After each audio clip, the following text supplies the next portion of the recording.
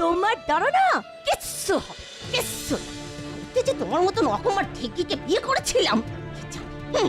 এই ফ্যাল ফ্যাল করে তাকিয়ে আছো?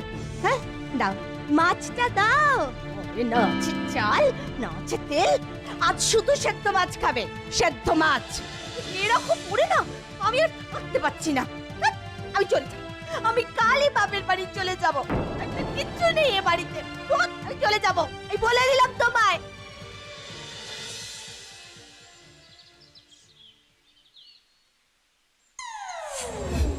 এই এটা কি?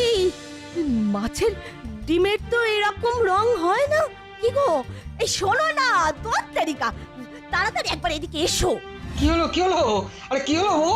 এই দেখো দেখো দেখো দেখো, মাছের ভিতর থেকে এই ডিমটা বেরোলো, কেমন সোনার মতো চকচক করছে দেখো।